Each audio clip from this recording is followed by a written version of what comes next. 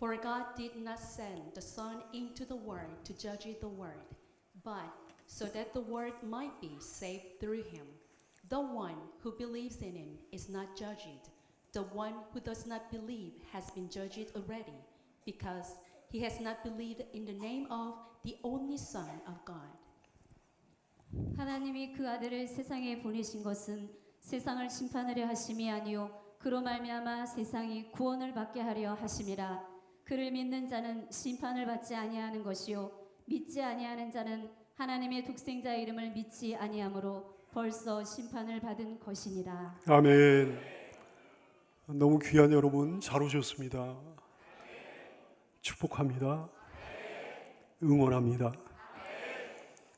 영상에서 소개됐던 이 부부처럼 여러분의 가정도 그렇게 아름답게 더 변화되시기를 축복해요. 하나님은 계신 걸까요? 먼 조상들의 생각은 어땠을까요? 옛날 사람들의 생각은 어땠을까요? 인명은 제천이라고 그랬습니다. 사람의 목숨이 하나님께 달려있다는 거죠. 윤리적인 하늘을 얘기하는 것이 아니라는 건 여러분 이해가 되시죠? 물리적인 하늘을 얘기하는 게 아니에요. 하나님을 얘기하는 거예요. 하나님이 정해주신 수명이 있다고 그랬습니다. 천수라고 그랬어요. 1000명이라고 그랬습니다.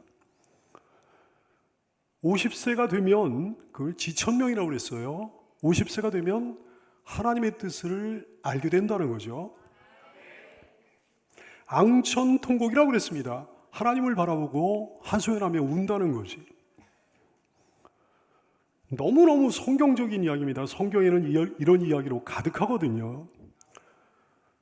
경천금이라고 그랬어요. 이것은 왕도입니다. 왕이 되면, 임금이 되면 하나님을 경외하고 백성들을 위해 열심히 일해야 된다는 거죠. 온 마음을 기울이면 하나님을 감동시킬 수 있다고 그랬어요. 지성이면 감천이라고 그랬습니다. 일념통천 비슷한 얘기예요. 하나님의 명을 깨달아 즐기면서 순종한다고 그랬습니다. 낙천지명이라는 얘기거든요. 천생연분이라고 그랬습니다. 하나님이 정해주신 연분이라는 거죠. 인정승천이라고 그랬습니다. 사람의 노력이 하나님을 이긴다는 거예요. 여러분 굉장히 성경적인 이야기입니다. 이스라엘이라고 하는 뜻이요. 이스라엘이라는 나라의 뜻이 뭐냐면 사람이 하나님과 더불어 싸워서 이겼다는 거거든요. 뭘로 싸워서 이겼는가 하니 기도로 싸워서 이겼습니다. 창세기 32장 28절 말씀 그가 이르되 내 이름을 다시는 야곱이라 부를 것이 아니요 이스라엘이라 부를 것이니 이는 내가 하나님과 및 사람들과 겨루어 이겼음이니라. 인정승천. 공자는 하늘을 두려워했습니다. 비바람이 심할 때 뇌성과 번개가 칠 때 하늘에 대한 두려움에 사로잡혔습니다. 평상시에 하늘에 대해 조용히 명상하기도 했습니다. 하늘을 향해서 예배 비슷한 시간을 가지기도 했다고요. 사람들은 오래전부터 본능적으로 신의 존재를 인지하고 경외감을 갖고 있었다는 사실을 깨달아 알게 되기를 축복합니다. 여러분 사람이 얼마나 연약합니까? 사람이 얼마나 보잘것없습니까? 늘 온갖 한계에 부딪히잖아요. 특히나 생사화복의 문제 앞에 부딪히잖아요. 생로병사 앞에 인간은 정말 연약해지잖아요. 그러므로 본능적으로 어떤 초월적인 존재를 의지하고 싶어지는 거지. 그래서 무슨 종교든지 무슨 미신이든지 하다못해 어떤 징크스라도 갖고 그러는 거죠. 과거에는 모든 민족, 모든 나라 사람들이 각기의 제사를 통해 저주와 재앙을 면해보고자 했습니다. 가뭄이 없기를 제사를 통해 소원했던 거예요. 홍수가 없기를 빌었던 거예요. 전쟁이 없기를 빌었던 거예요. 또 복을 빌었습니다. 무병장수하기를 빌었고요. 농사가 잘 되기를 빌었고 사냥이 잘 되기를 제사를 통해 빌었습니다. 요즘에는 굉장한 지식과 능력이 생겨서 그런 거 잘 안 할 것 같습니까? 그러면 요즘에는 사람들이 자신의 운명을 알고 삽니까? 자신의 복과 저주를 알아요? 형통과 고난을 자기 마음대로 자기 나름대로 컨트롤할 수 있습니까? 사람이 내일을 압니까? 자기의 내일을 알아요? 무력하기는 마찬가지죠. 5,000년 전이나 2,000년 전이나 1,000년 전이나 100년 전이나 지금이나 무력하기는 마찬가지예요. 우리나라 사람들 돼지머리 갖다 놓고 그 앞에서 고사를 지내잖아요. 요즘에도 그거 하는 사람들 많습니다. 아무 돼지는 안 돼요. 통통하게 살이 붙어 있는 돼지라 그게 좋은 거예요. 인상 쓰고 있는 돼지머리는 별로예요. 살짝 미소를 짓고 있는 돼지머리여야 그게 또 효험이 있는 거죠. 정치인, 기업인, 학자들까지 그 앞에서 넙죽 절을 합니다. 빳빳한 돈을 돼지 입에 물려줍니다. 그 돼지가 자기 자리를 보존해 주기를, 그 돼지가 자기의 성공과도를 열어주기를, 그 돼지가 자기 사업을 형통케 해주기를, 그 돼지가 자기 학문적인 성과를 거두게 해주기를, 그 돼지가 뭐 자기 삶을 지켜주기를 소원하는 거지. 어리석기 짝이 없는 일이죠. 호랑이나 곰 아니면 큰 뱀 같은 동물을 신으로 섬깁니다. 어부들은 용왕을 두려워합니다. 산자락에 사는 사람들은 산신령을 믿습니다. 큰 나무나 거대한 암석을 신으로 믿어요. 그래서 그 앞에서 절하고 예배하고 막 그러는 거예요. 어리석기 짝이 없는 신앙이잖아요. 사람이 손으로 제작한 우상을 섬기는 사람들 얼마나 어리석은지 하나님이 그러셨어요. 너무 어리석다 그러셨어요. 온갖 우상을 만들어 놓고 그 앞에서 절하고 그 앞에서 기도하고 그 앞에서 주문을 내고 그럽니다. 예레미야 10장 이하를 통해서 하나님이 그러셨어요. 여러 나라의 풍습은 헛된 것이니 삼림에서 벤 나무요 기술공의 두 손이 도끼로 만든 것이라. 우상은 그런 것에 불과하다 그랬어요. 그들이 은과 금으로 그 의상에게 꾸미고 못과 장두리로 그것을 든든히 하여 흔들리지 않게 하나니 그것이 둥근 기둥 같아서 말도 못하며 걸어다니지도 못하므로 사람이 매워야 하느니라. 그것이 그들에게 화를 주거나 복을 주지 못하나니 너희는 두려워하지 말라 그러셨습니다. 심지어는 부적 따위를 믿어요. 집에다가 여기저기 붙입니다. 몸에다가 지니고 다닙니다. 여러분 한낱 종이 조각이 어떻게 사람을 지켜줄 수 있겠습니까? 어리석기 짝이 없는 신앙이죠. 아무것도 안 믿든지 아니면 엉뚱한 것을 믿든지 자기가 어디서 와서 어디로 가는지를 몰라요. 근데 사실 여러분 이거 심각한 거 아닙니까? 이거 치매 수준이에요. 여러분 생각해 보세요. 여러분이 어디에 여행을 갔습니다. 근데 자기가 어디서 왔는지를 모르는 거예요. 어디로 가고 있는지 모르는 거예요. 출발지를 모르는 거예요. 목적지를 모르는 거예요. 이거 끔찍한 혼돈이잖아요. 굉장한 불행이잖아요. 어찌 하나님이 없다 합니까? 존귀한 여러분, 지혜로운 여러분, 한번 깊이 묵상해 보십시오. 내가 어떻게 존재하게 됐는지, 나라는 사람이 도대체 어떤 존재인지, 나의 기원이 뭔지, 내가 우연히 생긴 존재인지, 난 도대체 어디서 났는지, 내가 어디서 왔는지, 난 도대체 어디로 가고 있는지, 내 전국에는 어디로 가게 될지, 별 생각 없이 살면 하나님을 부정할 수 있지만 깊이 사고하고 깊이 사색하면 절대 하나님을 부정할 수 없습니다. 하나님 알아야 됩니다. 하나님 믿어야 됩니다. 이 세상을 창조하시고 주관하시는 하나님, 인간을 지으시고 인간의 생사화복을 주관하시는 전능하신 하나님, 여러분을 천국이든지 혹은 지옥이든지 들이시는 하나님을 믿으십시오. 창조주가 계십니다. 모든 건 우연히 된 게 아니에요. 우연히 된 것일 수가 없어요. 온 우주, 온 세계, 지구상의 모든 것이요. 우연히 된 것일 수가 없어요. 참된 과학자들로 하여금 경탄을 금치 못하게 만드는 정교하고 오묘한 지적 설계요. 기가 막힙니다. 지구는 지축을 중심으로 시속 1660km 그 정도 속도로 무서운 속도죠. 그렇게 자전을 하는 거예요. 비행기가 날아가는 속도보다 훨씬 더 빠릅니다. 초음속이죠. 근데 여러분 속도감이 느껴져요? 비행기 타고 있을 때는 실내에 있으니까 속도감이 안 느껴지는 거라고 합시다. 지금 우리가 실외에 있으면서 지구 위에 실외에 있는데 속도감이 느껴지냐 얘기예요. 지구의 자전을 통해 낮과 밤이 교차하면서 하루가 24시간이 되는 거예요. 공전 속도는 훨씬 더 빠릅니다. 공전 속도는 자전 속도에 비해서 60배에서 70배가 빨라요. 시속 11만 킬로미터. 어마어마한 속도로 공전하는 거예요. 1초에 약 30km 정도의 무서운 속도로 태양 주변을 도는 거예요. 근데 속도감이 느껴집니까? 공전을 통해 1년이 365일이 되는 거죠. 지구는 공전할 때 태양 주변을 돌 때 타원형으로 돕니다. 근데 일정 거리를 항상 유지해요. 조금만 가까워지면 지구상의 모든 생명체가 타버릴 거예요. 조금만 멀어지면 얼음 덩어리가 되어버릴 거예요. 근데 정확하게, 정교하게 지구의 자전축의 기울기 여러분 아시죠? 지구의 자전축의 기울기가 23.5도예요.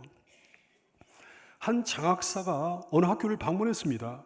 비스듬히 기울어져 있는 지구본을 가리키면서 어떤 학생에게 물어봤어요. 이 지구본은 왜 비스듬히 기울어져 있는 건지 아나? 또 학생이 깜짝 놀라가지고 그러는 거예요. 제가 안 그랬습니다. 절대 안 그랬습니다.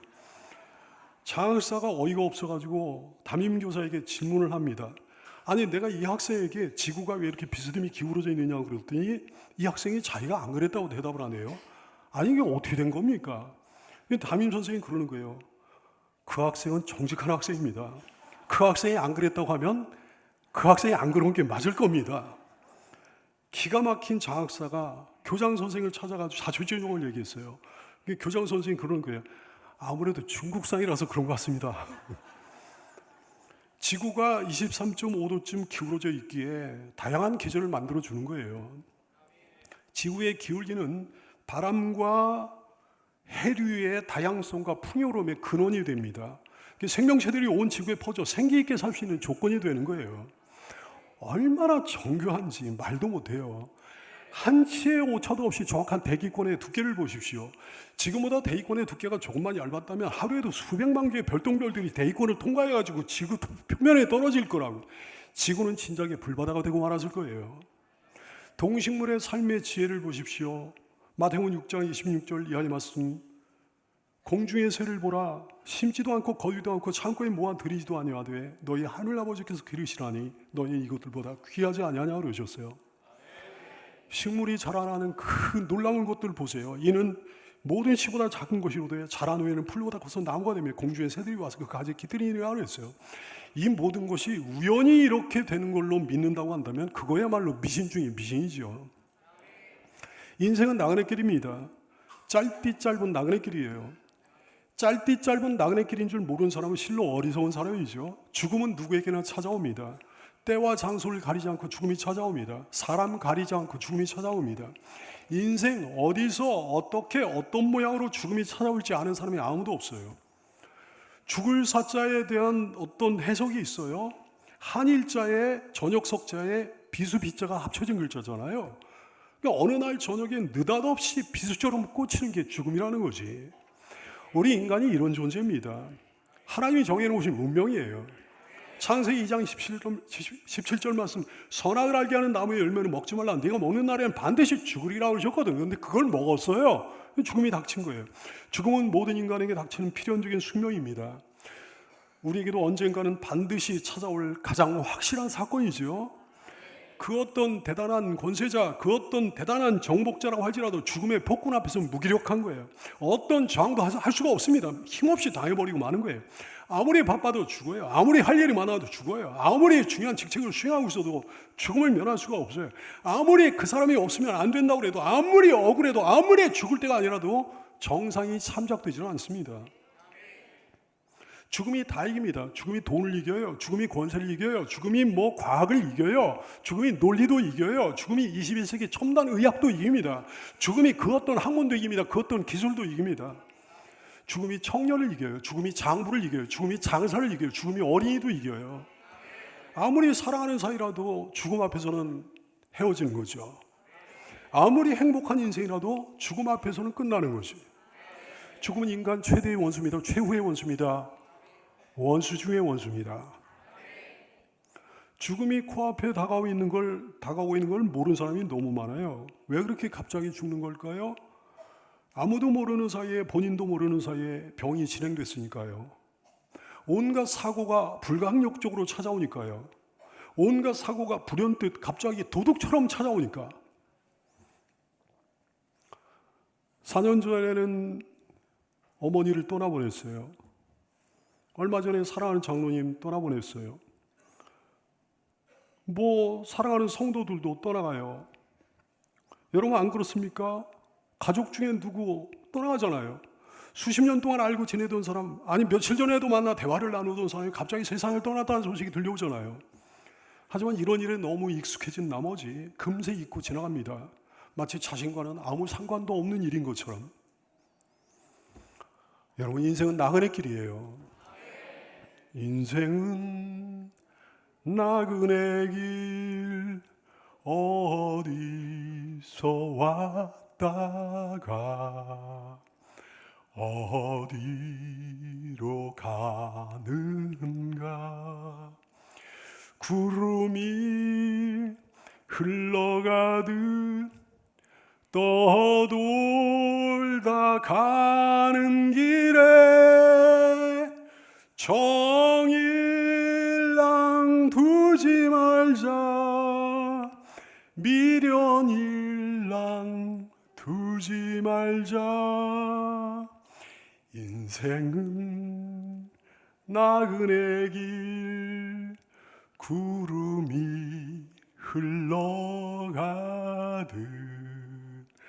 정처 없이 흘러서 간다. 내가 박수가 없으면 2절을 안 하려고 그랬는데 인생은 벌거숭이 빈손으로 왔다가 빈손으로 가는가. 강물이 흘러가듯 여울져 가는 길에 정일랑 두지 말자.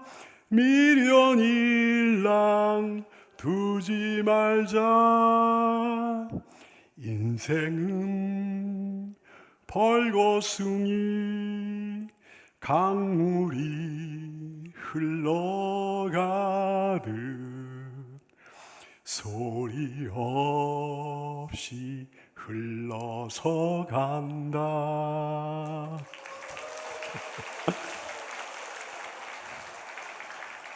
인생은 나그네 길이에요.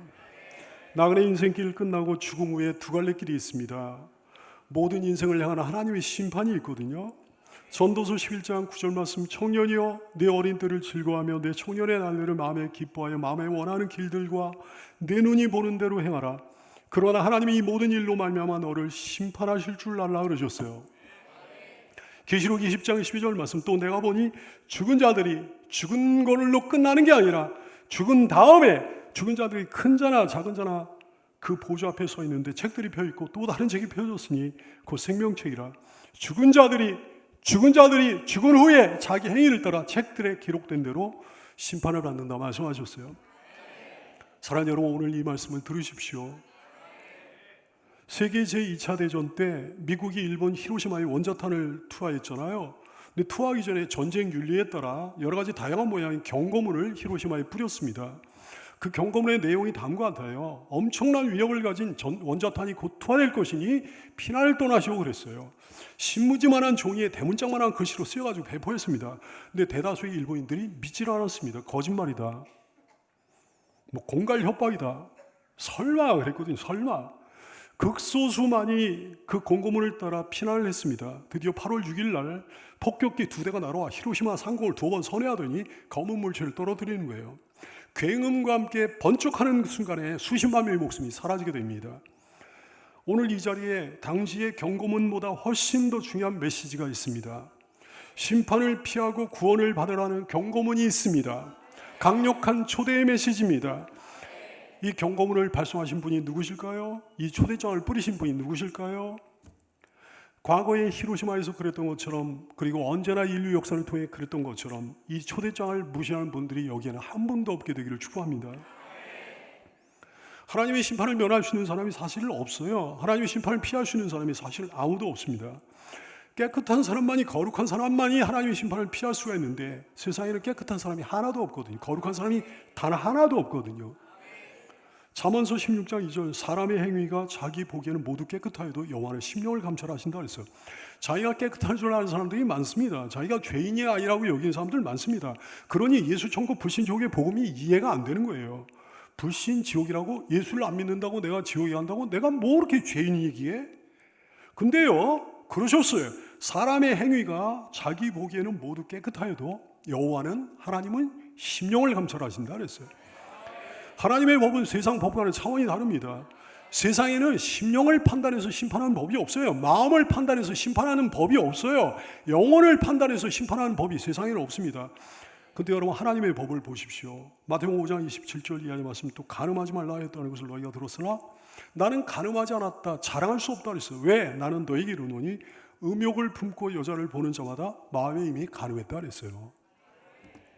마태복음 5장 21절 이하의 말씀, 옛사람에게 말한 바 살인하지 말라, 누구든지 살인하면 심판을 받게 되리라 했다는 것을 너희가 들었으나 내가 살인하지 않았다고 죄인이 아니라고 주장하지 말아라 그랬어요. 나는 너에게 이르노니 형제에게 노하는 자마다 심판을 받게 되고 형제를 대하여 라가라 하는 자는 공회에 잡혀가게 되고 미련한 놈이라 하는 자는 지옥불에 들어가게 되리라 그러셨어요. 모든 사람의 죄성과 부패성은 똑같습니다. 로마서 3장 10절 이하의 말씀 기록된 바 의인은 없나니 하나도 없으며 깨닫는 자도 없고 하나님을 찾는 자도 없고 다 치우쳐 한 가지로 무익하게 되고 선을 행하는 자는 없나니 하나도 없도다. 근데 하나님의 법이 얼마나 엄격한지 하나님의 법이 얼마나 무서운지 보십시오. 마태복음 5장 29절 이하의 말씀 만일 내 오른눈이 너로 실족하게 하거든 빼어내버리라. 내 백체 중 하나가 없어지고 온몸이 지옥에 던져있지 않는 것이 유익하며 지옥이 얼마나 무서운 것인지 또한 만일 내 오른손이 너로 실족하게 하거든 찍어내버리라. 내 백체 중 하나가 없어지고 온몸이 지옥에 던져있지 않는 것이 유익하다고 그러셨어요. 세상법은 최고의 형벌이 무기징역입니다. 아니면 기껏해야 사형입니다. 근데 하나님의 법은 그 정도가 아니에요. 하나님의 법은요, 지옥의 영원한 고문이에요. 죽지도 못하고 영원히 고문받는 거예요. 자, 하나님의 법에 따르면 죄를 짓게 하면 그걸 찍어내버리라고 하셨거든요. 근데 하나님의 법에 따르면 우리 몸이 성하게 생겼습니까? 우리 몸 중 하나라도 남아있는 부분이 있겠습니까?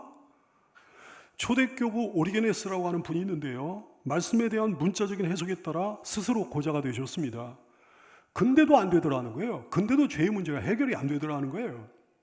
오리겐의 경우에서 보듯이 그래 몸은 그렇다 치고 몸은 찍어내버린다고 치고 마음은 또 어떻게 해요? 마음을 어떻게 찍어내버려요? 마음으로 죄를 짓는 거 어떡하냐 이게. 마음을 어떻게 찍어내버리냐 이게.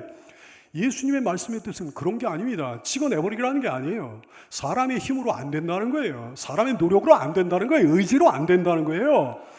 본래 뿌리 깊은 죄성을 가지고 있기 때문에 사람의 도덕과 윤리로 안 된다는 거지. 사람의 의로, 사람의 공로로 절대로 안 된다는 거지. 모두가 다 죄인이라는 거예요. 모두가 지옥에 갈 수밖에 없다는 거예요. 그걸 면할 수 있는 방법이 절대 없다는 거예요. 하나님의 심판을 피할 수 있는 유일한 길이 뭐라고요? 그 어떤 죄도 없이 깨끗해지는 거거든요. 마음도 거룩해지는 거거든요. 근데 내 힘으로 안 돼. 내 도덕으로, 내 윤리로, 내 의지로 안 된다. 이게 절대로 안 된다. 이게 절대로 불가능하다. 이게. 근데 깨끗하게 되는 오직 한 길을 하나님이 우리에게 보여주신 거예요. 뭡니까? 예수님이십니다. 예수님의 십자가예요. 예수님의 보혈이요. 그래서 예수 천국, 불신 지옥이 되는 겁니다. 우리가 그리스도 안에서 그의 은혜의 풍성함을 따라 그의 피로 말미암아, 예수의 피로 말미암아 구속, 그 죄삼을 받았으니, 이렇게 말씀하시는 거죠. 기독교는 다른 종교가 다릅니다. 기독교는 어떤 교리가 아닙니다. 기독교는 어떤 이론이 아니에요. 기독교는 어떤 위안이 아니에요. 마음의 위안이 아니에요. 기독교는 생명의 원리입니다. 기독교는 사는 길입니다. 기독교는 사는 힘입니다. 기독교는 생명의 능력입니다. 기독교는 구원의 길입니다. 기독교는 구원 그 자체요, 생명 그 자체라고요. 기독교는 천국이에요. 성경은 우리 인생들을 향하신 하나님의 사랑 이야기로 가득합니다. 하나님의 구원 이야기예요. 오늘의 본문은 근데 성경의 요약이라고도 할 수 있습니다. 요한복음 3장 17절 이하의 말씀, 하나님이 그 아들을 세상에 보내신 것은 세상을 심판하려 하심이 아니요 그 아들로 말미암아 예수 그리스도로 말미암아 세상이 구원을 받게 하려 하심이라. 예수를 믿는 자는 심판을 받지 아니하는 것이요 믿지 아니하는 자는 하나님의 독생자 이름을 믿지 아니함으로 벌써 심판을 받은 것이라 말씀하셨어요. 78만 8,528개의 단어로 구성된 성경 전체를 요약한 구절입니다. 근데 여러분, 하나님의 사랑을 오해하면 안 됩니다. 하나님의 사랑에 대해서 여러분 그 전에 들으셨나요? 하나님의 사랑은 무조건적인 사랑이 아니에요. 하나님의 용서는 무조건적인 용서가 아니에요. 조건이 있는 사랑이에요. 조건이 있는 용서예요. 그 조건이 뭘까요? 조건이 이거예요. 요한복음 3장 16절, 하나님이 세상을 이처럼 사랑하사 독생자를 주셨으니 이는 그를 믿는 자마다 멸망하지 않고 영생을 얻게 하려 하심이라고 하셨어요. 그 조건이 뭐라고요? 독생자를 믿는 거라고요. 예수 그리스도를 믿는 거라고요. 17절 말씀, 하나님이 그 아들을 세상에 보내신 것은 세상을 심판하려 하심이 아니요 그로 말미암아 세상이 구원을 받게 하려 하심이라. 그가 누구라고요? 그 아들 곧 예수 그리스도십니다. 하나님의 조건이에요. 그게 단 하나의 조건이에요. 그를 믿는 자는 심판을 받지 아니하는 것이요 믿지 아니하는 자는 하나님의 독생자 이름을 믿지 아니함으로 벌써 심판을 받은 것이라고 하셨어요. 그를 믿는 자, 예수 그리스도를 믿는 자. 그래서 우리가 기독교입니다. 기독교는 그리스도교라는 뜻이거든요. 그리스도를 한자로 도금한 거예요. 그게 기독이 되는 거예요. 기독교, 예수교예요. 예수는 그리스도라는 뜻입니다. 그리스도이신 예수라는 뜻입니다. 헬라어 예수스예요. 히브리어로는 예수아예요. 히브리어로는 여호수아라고도 해요. 호세아라고도 합니다. 여호와는 구원이시다, 그런 뜻이에요. 하나님은 구원이시다.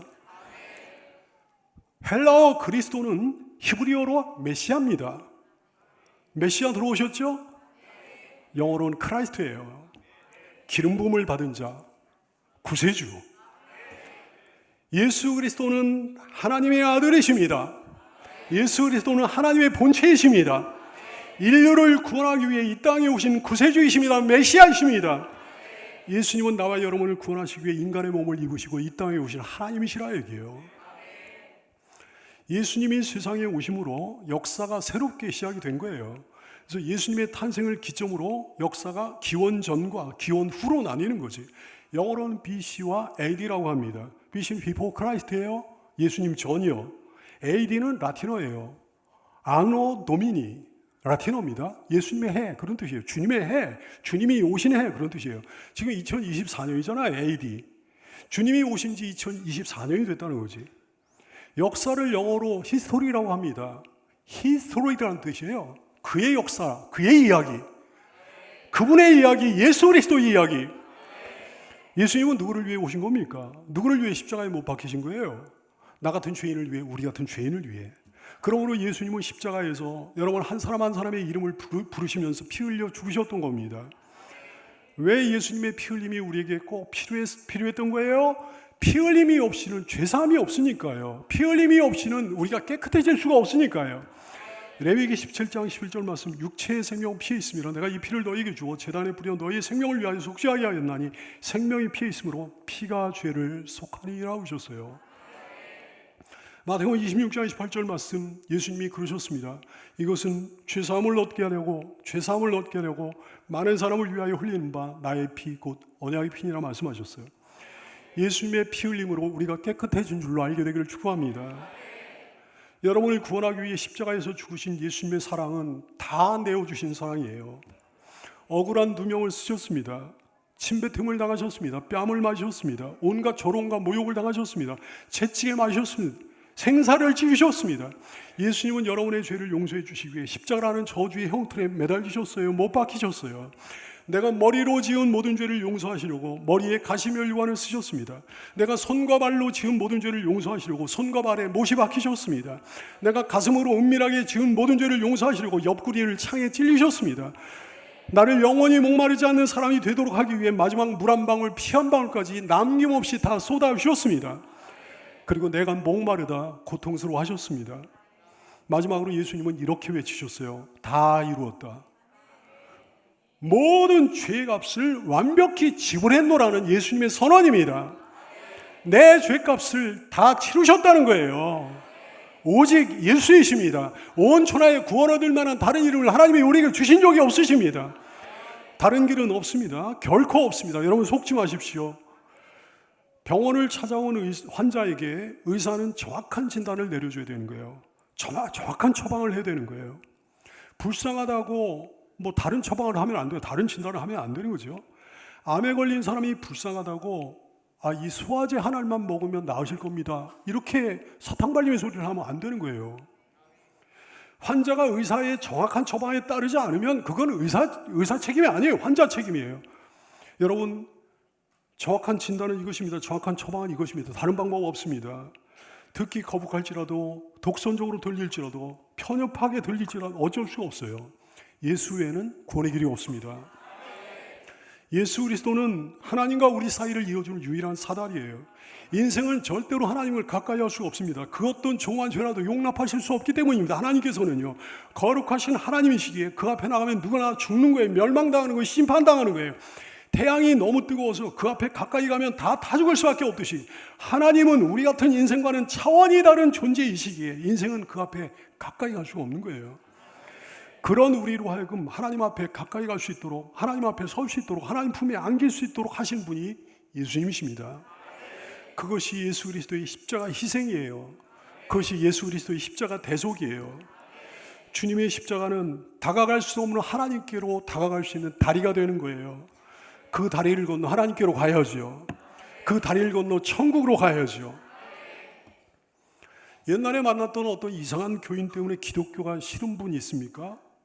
과거에 어떤 교인 때문에 상처를 받아가지고 교회가 싫어진 분이 여기 있습니까? 여러분 속지 마세요.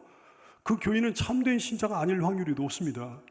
그 교인에게 속아서 예수님을 안 믿는다면 여러분만 손해예요. 왜 교회 다니는 사람이 이상하냐고요? 왜 교회 다니는 사람이 이상하게 행동하냐고요? 왜 개판으로 사냐고요? 왜 그것뿐이 못 사? 왜 본이 안 되냐고요? 여러분 잘 들으세요. 사실은 그 사람 안 믿으니까요. 사실은 그 사람 못 믿으니까요. 믿음의 사람이 아니니까요. 그냥 교회 다니는 사람이니까요. 참된 믿음이어야 구원받습니다. 참된 믿음이어야 죄사함 받습니다.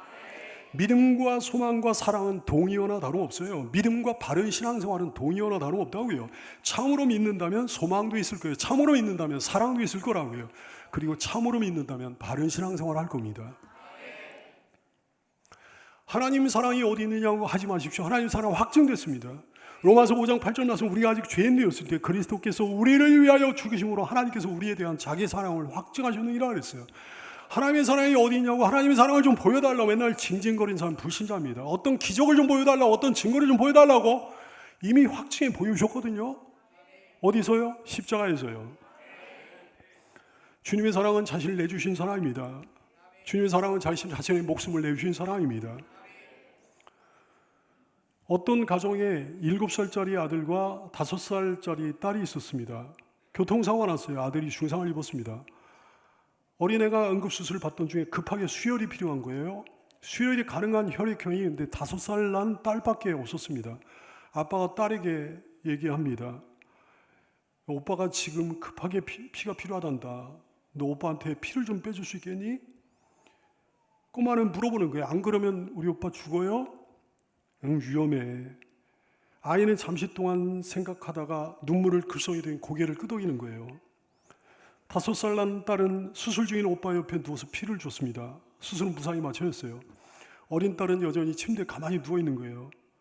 이 딸이 대견스러웠던 아빠는 머리를 쓰다듬어 주면서 얘기합니다. 너 덕분에 오빠가 살았구나. 너 힘들었지? 근데 아이가 울먹이면서 아빠한테 물어보는 거예요. 아빠, 근데 나는 언제 죽어? 아빠 깜짝 놀라면서 물어보는 거예요. 죽다니? 네가 왜 죽어? 딸이 그러는 거예요. 피 뽑으면 죽는 거 아니야? 아빠가 다시 물어보는 거예요. 야, 네가 죽을 줄 알면서도 오빠한테 피를 준 거니?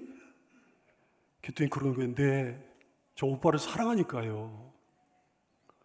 여러분 이건 사랑이잖아요. 그렇죠? 자기를 너무너무 사랑해서 그 사람을 살려주려고 나를 내줄 수 있는 거예요. 근데 여러분, 사랑하는 여러분, 누구를 위해 혹시 자신을 내줄 수 있을지언정 여러분의 자식을 내줄 수 있겠습니까? 우리 중 아무도 자기의 외아들을 다른 사람을 위해 내줄 수 있는 사람이 없을 거예요. 더욱이 나쁜 사람을 위해서 내줄 수는 없을 거예요. 근데 하나님께서 나 같은 나쁜 사람을 위해 그 아들을 내주셨습니다. 나 같은 죄인을 위해 그 아들을 내주셨습니다. 나 같은 쓸모없는 자를 위해 그 아들을 내주셨습니다. 나 같은 더러운 자를 위해 그 아들을 내주셨습니다. 주님의 사랑은 어떤 사랑일까요? 그 사랑은 어떤 사랑일까요? 그 사랑의 길이와 넓이와 높이와 크기는 어느 정도 되는 걸까요? 주님의 사랑은 한시적인 사랑이 아닙니다. 주님의 사랑은 끝없는 사랑이에요. 영원한 사랑이에요. 주님의 사랑은 변하는 사랑이 아니에요. 주님의 사랑은 절대로 변함이 없는 사랑이에요. 주님의 사랑은 그래서의 사랑이 아닙니다. 그럼에도 불구하고의 사랑입니다. 주님의 사랑은 이해할 수 있는 사랑이 아니에요. 주님의 사랑은 이해할 수 없는 사랑이에요. 그 사랑은 태초로부터의 사랑이에요. 에베소서 1장 4절 이하의 말씀, 곧 창세전에 그리스도 안에서 우리를 택하사 우리로 사랑 안에서 그 앞에 거룩하고 흠이 없게 하시려고 그 기쁘신 뜻대로 우리를 예정하사 예수 그리스도로 말미암아 자기 아들들이 되게 하셨다. 성경은 증언합니다. 여러분이 태어나기도 전에 하나님의 마음에 여러분이 있었다 얘기해요. 여러분이 이름을 짓기도 전에 하나님의 마음에 여러분의 이름이 있었단 말씀입니다. 하나님 사랑을 느낍니까? 느끼지 못할 수도 있어요. 하나님을 떠나 오랫동안 살아왔으니까요. 자기를 낳아준 부모와 헤어져가지고 몇십 년 만에 부모와 만난 거야. 그런 사람이 어떨까요? 부모의 사랑이 실감이 날까요? 하지만 그 혈육관계가 믿어진다면 오랜만에 만난 그 부모와의 혈육관계가 깨달아진다면 실감이 나겠지. 그 부모의 사랑을 느낀다면 실감이 나겠지. 그래요, 여러분, 하나님의 사랑을 믿는 자, 하나님의 사랑을 받는 자, 하나님의 사랑을 느끼는 자, 심판을 피하고 구원을 받습니다. 하나님이 그 아들을 세상에 보내신 것은 세상을 심판하려 하심이 아니요 그로 말미암아 세상이 구원을 받게 하려 하심이라. 그를 믿는 자는 심판을 받지 아니하는 것이요 믿지 아니하는 자는 하나님의 독생자 이름을 믿지 아니함으로 벌써 심판을 받은 것이니라. 요한복음 10장 28절 그러셨어요. 내가 그들에게 영생을 주노니 영원히 멸망하지 아니할 것이요 또 그들을 내 손에서 빼앗을 자가 없느니라 말씀하셨습니다. 어떻게 살아왔느냐 이게 문제가 아니에요. 어차피 죄인을 위해 오셨습니다. 어차피 죄인을 위해 십자가 지셨습니다. 요한복음 6장 37절 아버지께서 내게 주시는 자는 다 내게로 올 것이요 내게 오는 자는 내가 결코 내쫓지 아니하리라 하셨어요. 여러분이 여기 온 건 절대 우연이 아닙니다. 뭐라고 하셨어요? 아버지께서 내게 주시는 자는 다 내게로 올 것이요 말씀하셨잖아요. 누구든지 하나님 사랑을 믿고 예수님을 받아들이기만 하면 구원을 받습니다. 뭐라고 하셨어요? 내게 오는 자는 내가 결코 내쫓지 아니하리라 하셨잖아요. 남녀노소 상관없습니다. 빈부귀천 상관없습니다. 차별하지 않으십니다. 어느 누구도 제한하지 않으십니다. 허물이 아무리 많을지라도 어떤 사람이라도 어떤 인생을 살았어도 문제되지 않아요. 하나님의 사랑에서 떠난 지 아무리 오래됐어도 상관없습니다. 어떤 특별한 죄를 지었어도 문제가 되지 않습니다. 왜냐하면 그 모든 허물보다 하나님의 사랑이 훨씬 더 크기 때문입니다. 그 모든 죄보다 예수님의 보혈의 능력이 훨씬 더 크기 때문입니다. 문제는 이거예요. 내가 그 사랑을 받느냐 안 받느냐, 그걸 믿느냐 안 믿느냐. 큰 질병에 걸려서 죽게 되는 어떤 사람이 있다고 하십시다. 근데 명약이 있는 거예요. 묘약이 있는 거예요. 한 번 먹으면 치유되는 명약이 있는 거예요. 그리고 그 명약을 코앞에 내민 거예요. 근데 그래도 본인이 안 먹으면 아무 소용도 없는 거잖아요. 본인이 먹어야 되는 거죠. 그래요, 여러분. 예수님 믿어야 됩니다. 예수님 영접해야 됩니다. 예수님 모셔야 됩니다. 예수님 섬겨야 됩니다. 값비싼 최고의 전자제품을 완벽히 가득히 설치하고 배치했어요.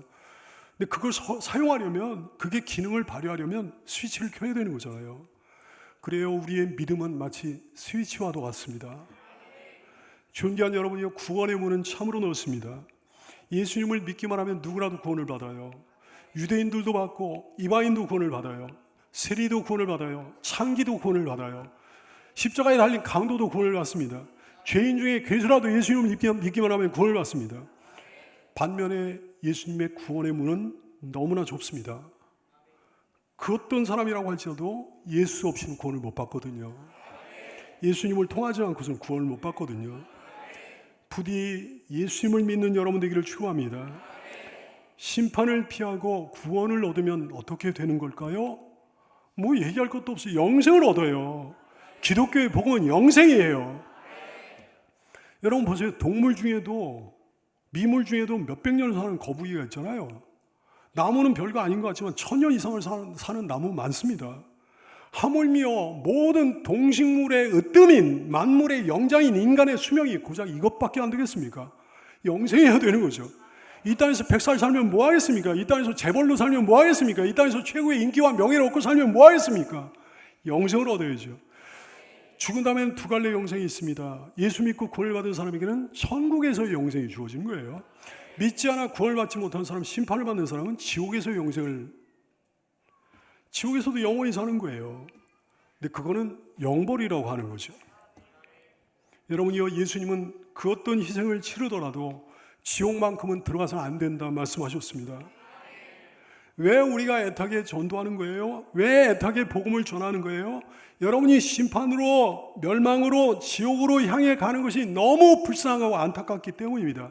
혼자 구원받을 수 없기 때문입니다. 혼자 천국 갈 수 없기 때문입니다. 그리고 이것이 주님의 마음이기 때문입니다. 그리고 이것이 우리를 향한 주님의 명령이기 때문입니다. 누가복음 19장 10절 말씀에 예수님이 그러셨어요. 인자가 온 것은, 내가 온 것은 잃어버린 자를 찾아 구원하려 함이라 말씀하셨어요. 이것이 주님의 마음이에요. 마가복음 16장 15절 말씀을 통해서 우리에게 이렇게 명령을 내리셨어요. 또 이르시되 너희는 온 천하에 다니며 만민에게 복음을 전파하라 그러셨어요. 믿고 세례를 받는 사람은 구원을 얻을 것이요 믿지 않는 사람은 정죄를 받으리라 말씀하셨습니다. 육신의 삶에서 벗어나는, 아무것도 아닌 육신의 삶에서 벗어나는 여러분 되기 바랍니다. 잠언서 23장 4절 이하에서 그러셨어요. 부자 되게 애쓰지 말고 내 사사로운 지혜를 버릴지어다. 네가 어찌 허무한 것에 주목하겠느냐. 정령이 재물은, 정령이 돈은 스스로 날개를 내어 하늘을 나는 독수리처럼 날아가리라고 하셨어요. 히브리서 13장 5절 돈을 사랑하지 말고 있는 바를 축한 줄로 알라 그러셨어요. 디모데전서 6장 10절 말씀 돈을 사람이 일만하게 뿌리가 되나 이것을 탐내는 자는 미혹을 받아 믿음에서 떠나는 많은 근심으로써 자기를 찔렀도다 그러셨어요.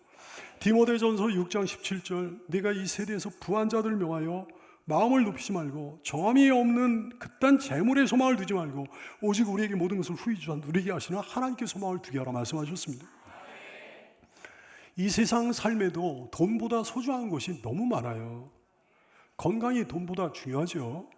가족이 돈보다 중요하죠. 사랑이 돈보다 중요하죠. 근데 그 모든 것보다 더 소중한 게 있습니다. 그게 뭐예요? 사는 거예요. 생명이요. 생명을 잃어버리면 다 잃어버리니까. 그래서 온 인류의 공통된 꿈이 이겁니다. 간절한 소원이 이겁니다. 무병장수요. 근데 무병장수보다 훨씬 더 소중한 것이 있으니 이 땅에서 사는 생명보다 훨씬 더 소중한 것이 있으니 그것이 바로 구원이라는 얘기입니다. 영생이라는 말씀입니다. 사람이 만일 온 천하를 얻고도 제 목숨을 잃으면 무엇이 유익하리요. 사람이 무엇을 주고 제 목숨과 바꾸느냐 그러셨습니다. 귀한 여러분, 천국은 어떤 곳일까요? 누가복음 14장 17절 말씀에 한마디로 천국을 요약해 놓으셨습니다. 오소서 모든 것이 준비되었나이다. 우리의 행복을 위한 모든 것이 다 준비된 세상입니다. 모든 것이 다 갖춰진 세상입니다. 아마 금은보와 보석도 가득하겠죠. 각종 마실 먹거리도 가득하겠죠. 무엇보다 하나님이 항상 곁에 계십니다. 근데요, 천국에는 없는 것도 많아요. 뭐가 없을까요? 사탄이 없습니다. 악령들이 없습니다. 죄가 없습니다. 천국에는 죽음이 없습니다. 천국에는 이별이라는 게 없습니다. 천국에는 어떤 질병도 없습니다. 천국에는 사고가 없습니다. 고통이 없습니다. 천국에는 고난이 없습니다. 가난이 없습니다. 천국에는 슬픔이 없어요. 한숨이 없어요. 눈물이 없습니다. 천국에는 미움이 없습니다. 천국에는 거짓이 없습니다. 시기와 질투가 천국에는 없어요. 싸움과 분쟁과 전쟁이 천국에는 없어요. 고민과 낙심과 절망이 천국에는 없습니다. 불안과 공포와 두려움이 천국에는 없습니다. 추위도 없습니다. 더위도 없습니다. 계시록 21장 4절 모든 눈물을 그 눈에서 닦아주시니 거기는 다시는 사망이 없고 애통하는 것이나 곡하는 것이나 아픈 것이 다시 있지 아니하리니 처음 것들이 다 지나갔음이로라. 보너스와 덤도 있습니다. 여러분 아시나요? 농사에는 주산물이 있고 부산물이 있잖아요. 벼농사를 짓는 건 쌀을 얻기 위함이야. 근데 벼농사를 지으면 볏짚 같은 것도 얻습니다. 고구마를 심으면 주산물로 고구마를 수확합니다. 근데 부산물로 고구마 줄기 같은 것도 얻잖아요. 예수님을 믿으면 십자가와 부활의 복을 믿으면 주산물로 영생을 얻습니다. 천국을 얻습니다. 근데 그와 함께 부산물로 이 땅에서의 평안을 덤으로 주십니다. 이 땅에서의 행복을 덤으로 얻게 됩니다. 범사에 함께 해주시고 동행해 주시는 보너스를 얻게 됩니다.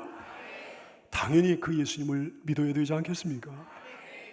하나님이 내미신 구원의 손길을 잡아야 되지 않겠습니까? 기도하겠습니다.